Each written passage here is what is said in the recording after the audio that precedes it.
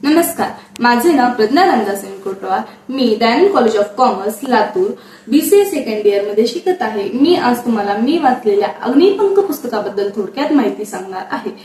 हे पुस्तक भारताचे भूतपूर्व राष्ट्रपती डॉक्टर APJ अब्दुल कलाम यांनी लिहिले आहे। अग्निपंख हे APJ अब्दुल कलाम यांची आत्मकथा आहे।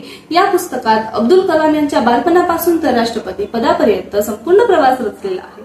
डॉक्टर अब्दुल कलाम भारताच्या यशस्वी शास्त्रज्ञांपैकी एक आहेत।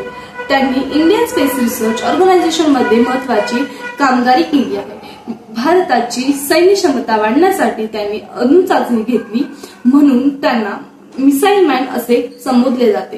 2002 सालापर्यंत ते अत्यंत लोकप्रिय झाले होते, म्हणून त्यांना भारताच्या राष्ट्रपदासाठी निवडणूक करण्यात आली।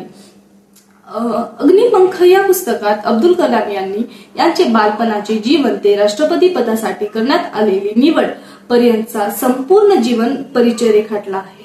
या चरित्राची सुरुवात एका लहान मुलापासून होते, जो नंतर इस्रोचा प्रसिद्ध शास्त्रज्ञ आणि भारताचे राष्ट्रपती बनतो। मला या पुस्तकातील सर्वात सुरुवातीचे पाठ जास्तीत आवडले आहे, कारण या पाठांमधील भारताच्या 1930 ते 1950 कालखंडातील परिस्थितीचे चित्रण करण्यात आले आहे।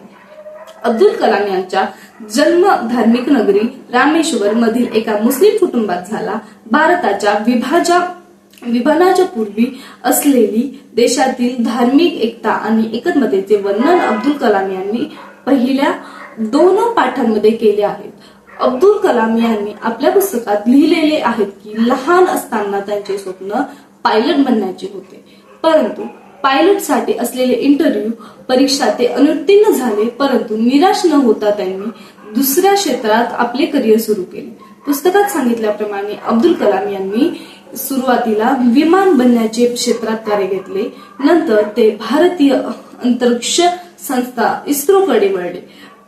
अग्निपंख पुस्तकात अब्दुल कलाम यांनी यशस्वी पूर्ण केले सॅटेलाइट आणि मिसाईल कार्यक्रमाची माहिती देण्यात आली।